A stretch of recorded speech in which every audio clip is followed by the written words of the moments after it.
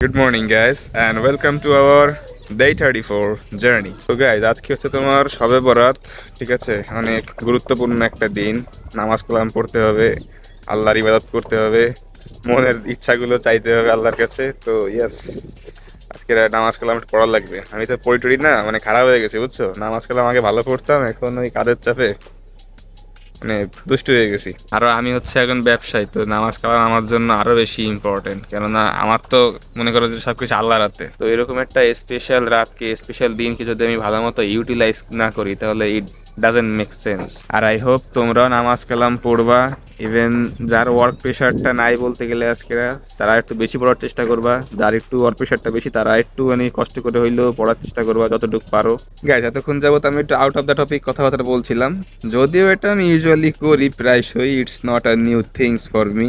আর দেখো, সবসময় কিন্তু রয়্যালকে নিয়ে আসলে কথা বলা সম্ভব না, মাঝে মাঝে অনেক কিছু টপিক না চাইতেও চলে আসে। ঠিক আছে, তো ওই জিনিসগুলো নিয়ে আলোচনা করাটা ইটস ভেরি নর্মাল। তো রয়্যালকে নিয়ে যদি আমি কিছু বলতে চাই, তো আমি হচ্ছে বেশ কয়েকদিন যাবত ভালো মানের ডোমেইন খুঁজছি। ঠিক আছে, মানে আমার চিন্তা ভাবনাটা এখন মানে ওয়েবসাইট তো করবো আরও পরে, হয়তো এবছরের শেষে নাইলে পরে সামনে বছর যে। বাট আমি এখন ভালো একটা ডোমেন খুঁজে রাখতেছি, কারণ ডোমেনটা কিন্তু খুব ইম্পর্টেন্ট ভাই তোমার বিজনেসের জন্য, ওয়েবসাইটের জন্য। তো ঠিক আছে, আমি খুঁজতেছি তোমার ভালো ভালো ওয়েবসাইটে খুঁজতেছি, বাট মানে ঝামেলা হয়ে গেছে কি, আমার যেগুলো পছন্দের যেই মানে ডোমেইন অ্যাড্রেসগুলো, ঠিক আছে, তো সেইগুলো আমি আসলে পাচ্ছি না, সেগুলো অলরেডি নেওয়া হয়ে গেছে। মেইন ঝামেলা হচ্ছে রয়্যাল নামটা কিন্তু বেশ কমন। রয়্যাল ভাইব কেউ না দিতে পারলেও রয়্যাল নাম অনেকেই রাখছে, এই হলো ব্যাপার। এখন এই ব্যাপারটা নিয়ে আমার একটু চিন্তা হচ্ছে যে আদৌ মানে ভালো মানেরই খুঁজে পাবো কি না। ঠিক আছে, মানে ভাবতেছি আমি ব্যাপারটা নিয়ে বেশ কয়েকদিন যাবত, যে এরকম অ্যাড্রেস না হইলে মানে কি হবে। নাম পাবো ঠিক আছে, বাট নামটা যদি তোমার একটু ব্র্যান্ড ফিল না দেয়।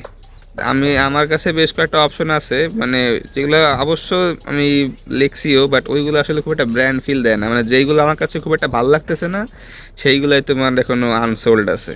বাট যেইগুলো ভালো লাগতেছে, ক্যাচি একটু ব্র্যান্ড টাচ আছে, সেইগুলাই তোমার সব মানে সোল্ড হয়ে গেছে। দেখা যাক, এই ব্যাপারটা নিয়ে আমি একটু কনসার্ন আছি, কারণ আমার তো সামনে আজ বাদে কাল ডোমেন কিনা লাগবে। তো ভালো ডোমেন না পেলে তো আসলে এটা ঝামেলা হয়ে যাবে। এজন্যই গাইস তোমাদেরকে আমি বলবো যে যেই বিজনেস স্টার্ট করো, ঠিক আছে, বিজনেসের নামটা একটু ভেবে চিন্তে দাও, একটু বেশি একটু রিসার্চ করো, এটা ভালো স্টোরি রাখো, এইসব বিবেচনা করেই তোমরা ওই নামটা আসলে ডিসাইড করো। আমার স্টোরি আছে, আমার যে রয়্যাল নাম রাখার যে রিজনটা, এটার একটা ভালো স্টোরি আমি জানি। বাট সমস্যাটা হচ্ছে নামটা কমন, রয়্যাল নামটা কমন হওয়ার কারণে কিন্তু আমার এই সাফারিংটা করা লাগতেছে এখন। তো এখন আর কি করা, যেটা করা তো সেটা করেই ফেলছি। আর সামনে যদি এই নিয়ে কোনো আপডেট আসেও আমি তোমাদেরকে অবশ্যই জানাই দিব। ওকে, ওয়েল গাইস, তো রাইট নাও আমি এখন চলে যাব নিচে, আমার রুমে বেশ কিছু কাজ আছে, তো সেগুলাই করতে হবে। ওকে, তো তোমাদের সাথে আমার দেখা হচ্ছে পরে। গুড ইভিনিং গাইস, তো আম ব্যাক ফাইনালি। আর আজকের কাজ বাজ সব কিছু আসলে দিনে দুপুরে করে রাখতে হয়েছে, মানে রাতের যেগুলো আমি ইউজুয়ালি করি সেইগুলো আজকে একটু আগে আগে করা লাগছে, কারণ রাতে তো আজকে নামাজ কালাম পড়া লাগবে।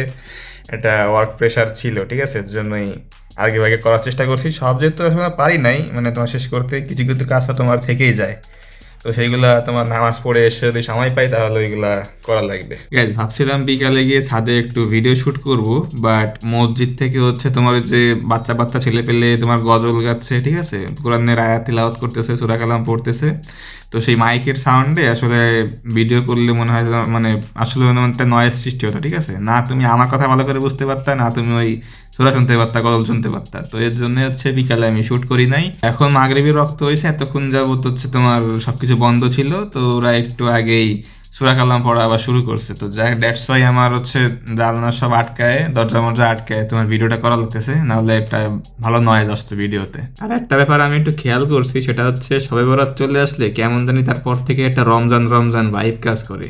তাই কি তোমরা খেয়াল করছো? আমার কিন্তু এরকম লাগে আসলে। যদিও এবার রমজান মাসটা আলহামদুলিল্লাহ অন্য সব মাসের থেকে একটু মানে ঠান্ডার মাসেই পড়তেছে। ফেব্রুয়ারি 18 তারিখে, মানে ফেব্রুয়ারি তো তোমার বলতে গেলে ঠান্ডা থাকবেই। ঠিক আছে, হয়তো রোজার শেষে যায় আমরা একটু গরম গরম ভাব অনুভব করতে পারি, বাট শুরুর দিক থেকে একটু মানে সুবিধা হবে, কারণ যেহেতু তোমার ঠান্ডা ওয়েদার, যতটা প্যারা হবে না ততটা আসলে তোমার আগের 3-4 বছর, মানে 3-4 বছর কি 2 বছর আগেও তো হিউজ পরিমাণ গরমের মধ্যেই রোজা পড়ছে। তো ওই ঝামেলাটা আর এবার থাকবে না ইনশাল্লাহ। সব থেকে ভালো নিউজ হচ্ছে এখন থেকে প্রত্যেকটা রোজাই ইনশাল্লাহ সামনের দিকে এগোবে, মানে আস্তে আস্তে রোজাগুলো সব শীতকালে এসেই পড়বে। ঠিক আছে, আমি মনে হয় লাস্ট শীতকালে রোজা দেখছিলাম যখন মনে হয় আমি ছোট ছিলাম, অ্যাটলিস্ট কত তাও মনে হয় 8-9 বছরও মনে হয় নাই, 8-9 বছর তারও কম হইতে পারে, আমার শিওর খেয়াল নাই, বাট আমার মনে আছে আমি একবার কি দুইবার মনে হয় তোমার ওভাবে শীতকালের রোজাটা পাইছিলাম। আমি, আমার দাদা আর আমার কয়েকজন চাচারা হচ্ছে তোমার ফ্লোয়ারে বসে মোনাজাত করতাম, তোমার দোয়া করতাম, তারপরে আজান যখন দিত এই সময় আমরা ইফতারি করতাম। রমজান মাসটা আসলে সেই ছোটবেলার সিনারিওটা মনে পড়ে যায়, যে কি সময় পার করছি, কত আনন্দ করছি, ঠিক আছে। রমজান মাস তো বুঝতামও না, মনে করো আগে দাদি হচ্ছে ইফতারি বানাইতো, দাদি আর আমার আম্মু, আমি হলো রান্নাঘরে যে ভরপুর ইফতারি খাইতাম, ঠিক আছে, ভরপুর একেবারে। আমি সময় জানতাম না রোজা মানে কি। তো ইয়াপ গাইস, তোমার রমজান মাস আসলে এরকম ছোটবেলার কাহিনীগুলো, সিনারিওগুলো আসলে মনে পড়ে যায়, which is very much nostalgic. মানে সেই দিনগুলা খুবই মিস করি, যদি ওই দিনগুলো আবার ফিরে পাইতাম কতই না ভালো লাগতো। গ্যাস, তো আমার এখন হাতে বেশ দু একটা কাজ বাজ আছে, তো কাজগুলো শেষ করে আমাকে মসজিদের উদ্দেশ্যে রওনা দিতে হবে। তো ভিডিওটা আজকের আমি এখানেই ইন করতেছি, ঠিক আছে, বেশি লং না করি, যেহেতু কাজ বাজ আছে, নামাজ পড়তে হবে। ওকে, তো তোমাদের সবাইকে সবাই বরাতের শুভেচ্ছা জানাচ্ছি। সবাই নামাজ কালাম পড়ো, ইবাদত বন্দেগী করো, এর একটা কেউ মিস দিও না।